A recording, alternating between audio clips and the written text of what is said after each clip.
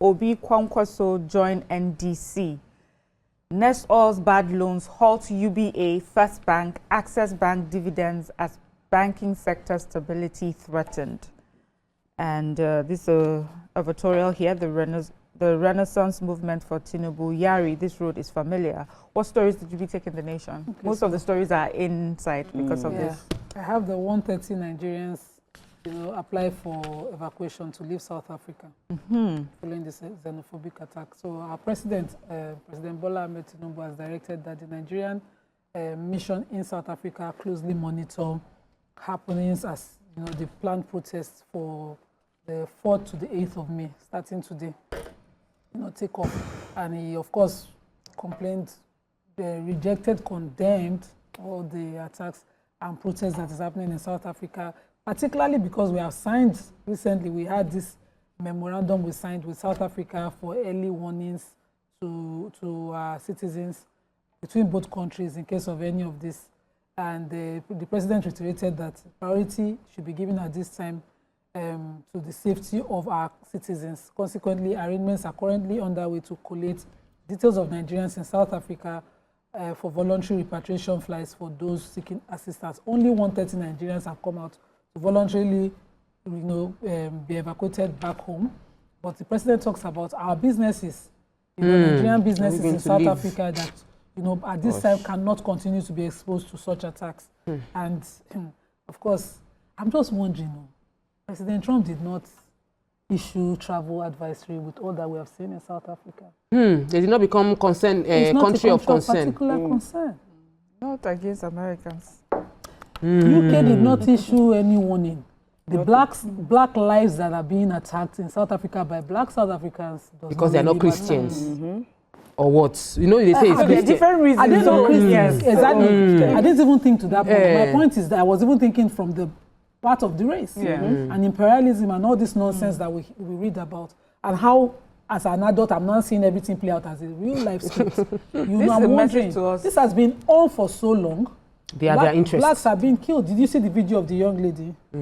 Of the young lady that was killed. There's so many videos. There are so many stories coming concerning out of this thing. Yeah. Let me just take the major headline. The Obi Kwankwaso, others join NDC. So Nation reports it as saying the opposition became fragmented, even more fragmented, despite last week's pledge in Ibadan to work together and present a single presidential candidate against President Bola Tinubu. They said barely 3 days after the Supreme Court judgment offered ADC a lifeline, Peter Obi and Rabiu Kwankwaso dumped the platform for NDC. As we know, NDC is one of the two political parties that was registered late last year, bringing the total number of parties in the country to 20. So we now have 20 political parties, and Obi and Kwankwaso are believed to be working towards pairing for presidential and vice presidential slots. The reasons for leaving, they talked about internal toxicity, insincerity, external influence as reason for leaving the ADC, and much more. So I think Obi sent out a tweet. He says, we now live in an environment that has become increasingly toxic, where the very system that should protect and create opportunities for decent living often works against people. A society where intimidation, insecurity, endless scrutiny, and discouragement have become normal, and a lot more that he tweeted. And they said the duo have been received by Senator Dixon, and they said that their entry into the NDC would strengthen the party ahead of future elections. So this is another new permutation that has just been introduced. We'll see how that plays out as we head towards 2027. What else do we have in the nation? Okay, so we have the stories where the governors are still, proposing the state police, and they are asking for a framework. So the Secretariat of the Nigerian Governors Forum, that's NGF, has given details about the framework for state police being considered by the governors. They said this framework developed by the Forum Secretariat is in anticipation of proposed constitutional amendments. They said that the framework outlines key readiness requirements, including governance structures, financing models, human capital standards, digital systems, and oversight mechanisms. They said it was learned that members of the NGF are currently considering multiple models of funding the planned state police structure. Some of these models are structured budgetary allocations through state appropriation laws, potential support mechanism within the broader intergovernmental fiscal framework, and other sustainable financing options. They said the objective was to ensure that any form of state police system that is eventually adopted is adequately funded, operates transparently, and is fiscally responsible without undermining existing public finance management system. So they want to make sure that all of these things are in place so that when the state police kicks off, it will go smoothly. So let's see how this goes. We're still reviewing today's papers, and we're looking at the Punch right now. Major headline in the Punch, same as the Nation. 2027, Obi Kwankwaso join NDC, demand litigation-free politics. States FCT external debt nears $1 billion amid high FAC. Xenophobia, 130 Nigerians sign up for South Africa evacuation. What stories did we take in the Punch? There's an inside story, very painful. So 62 Nigerians are being held, detained in Uganda, and they are being denied legal access to legal representation, according to the Punch. So the Punch did their findings, and they found that we have Nigerians who are supposed to be on a Christian missionary mission in Uganda being detained right now. So the Directorate of Citizenship and Immigration Control disclosed that on X handle, and so the Punch followed it. Why are they being detained? Well, it's not even mentioned in the story. They were arrested, according to them, for carrying out operations that are supposed to be carrying out their Christian mission activities without proper document, according to them. There's members of a Christian missionary group, the Life Mission, and they are in Uganda for Christian missionary work anyways. But the arrests were carried out during an operation that was conducted April 27 in Ajumani and Bukoto Ntida area of Kampala.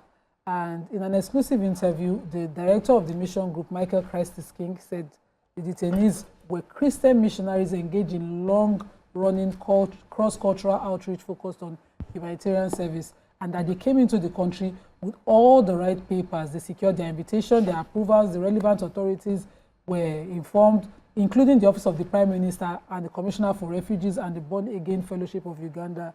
And now they've been detained. Even a lawyer, a Ugandan lawyer, Israel Mvule, was contacted, who tried to contact the group members to represent them in prison, was denied access to them. He says he's made repeated effort to see them, and he's not been allowed to see them. He was refused access, and we're now pleading with he pleaded with the officer to allow him at least one-on-one interaction with any of them, and all of this he was denied. And he stressed that this development is a clear breach of Ugandan constitutional provisions. I wonder what is happening, but at this point we need to invoke our our diplomatic partnership with this country, because 62 Nigerians, even one Nigerian is important. Enough, So we need to invoke our diplomatic relationship and ensure that if you don't want them there, you must give them legal representation if there's a crime. We're not saying your laws should not take effect. But if they are not, follow the rule of law, they've not contravened or offended any of your laws, why are they being held, detained, without access? Please deport them, return them. Don't even deport them.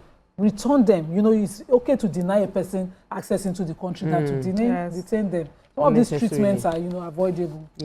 I want to take the story on the Lagos State Safety Commission, represented by the Chief Scientific Officer, Sovi Tijani, and he was representing the DG of the Lagos Safety Commission. They went on a monitoring exercise, and they shut down 12 buildings because of their failure to comply with and register their elevators. They said that they had reached out to several of these buildings from Ikeja to Lekki, and there were luxury apartments and some were business commercial buildings, and they all had elevators that were not registered and were not being monitored. And he said several shopping malls, hotels, they failed to heed the warning, that they had sent them several warnings, and some of them, they refused to collect the notice when they were served the notice and reminded to comply with safety measures? Because when we travel, you see it, when you enter elevator, you see the sticker that it was certified. It's meant to be done regularly. So if you have an elevator and you cannot see that certification, we don't want issue of somebody, the elevator was stuck or somebody